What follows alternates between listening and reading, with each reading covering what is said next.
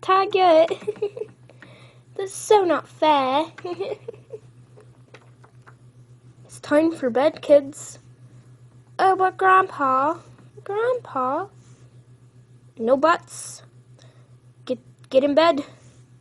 Oh, will you tell us a story, Grandpa, please? Fine.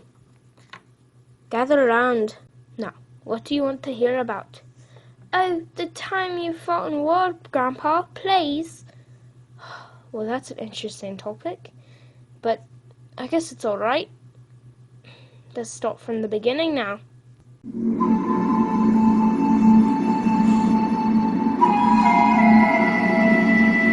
There's a lot been said about the Trojan Wars. A lot been written too. Most of it by cleverer men than me. Poets. Kings even. A lot of pretty verse about love and vengeance and treachery. And heroes. But you don't hear much about the ordinary men. Men who rowed across miles of perilous ocean to be hurled into battle on a windswept beach far from home. Men who were slain, mourned by their loved ones forever. Men who were there at Troy. Men like me. Here's my tale. Forgive me if it doesn't rhyme. I'm not a poet, I'm a soldier. My name? That's not important either.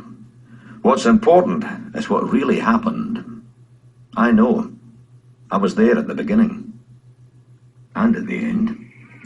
It started right here in the Spartan court, 40 years ago. I was a boy soldier then, assigned to the bodyguard of King Menelaus. Sparta was rich and powerful. I lived in the palace and life was good. I was a canny lad, mind. Not a thing went on in that place that I didn't know about. Menelaus was a tough old bird, didn't suffer fools gladly. By his wife, Helen. Whew. That made up for everything.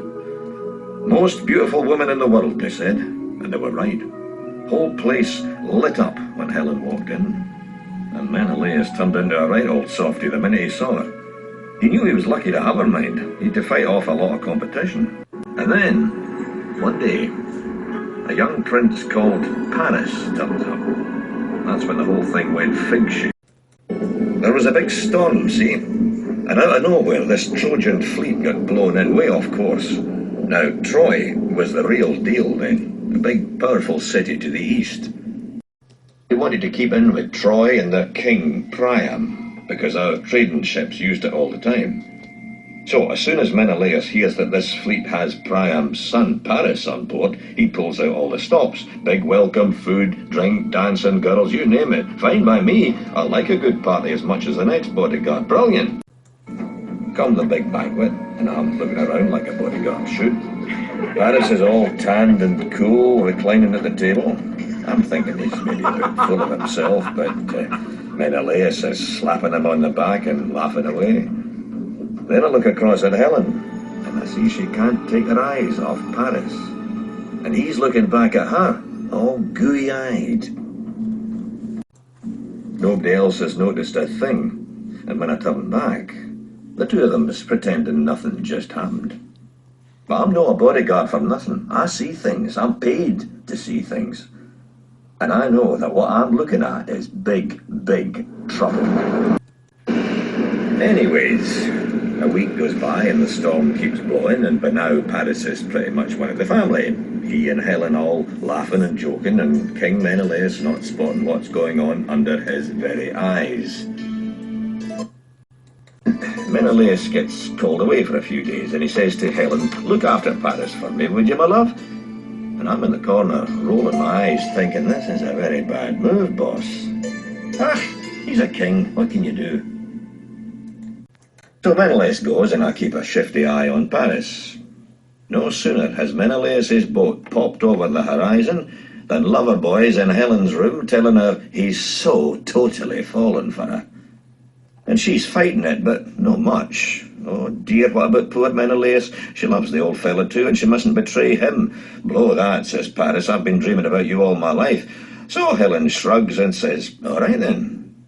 And Paris goes all dramatic and says, my ship is ready to sail, I shall come for you tonight, and we shall flee together. Now, people have said to me I should have stopped them right there and then. That the whole Trojan War and the deaths of thousands come down to that moment in Helen's room with them two dithering and me hiding behind the curtain. But as we all know, what goes on with kings and queens is up to the gods, not fellas like me. And as the poet says, with hindsight, everyone has 20/20 vision. So there I am, just before dawn, sitting on the end of the jetty with a wee fishing rod, watching Paris smuggle Helen on board his ship.